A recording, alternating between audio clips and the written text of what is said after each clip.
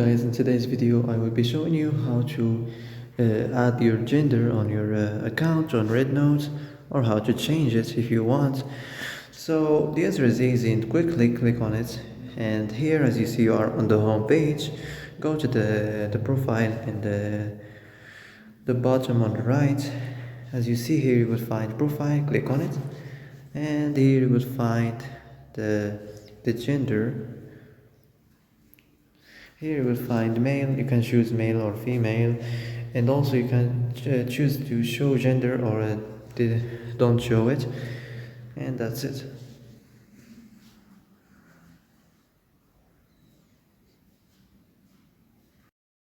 So that's it for today's video. I hope this is the answer you've been looking for.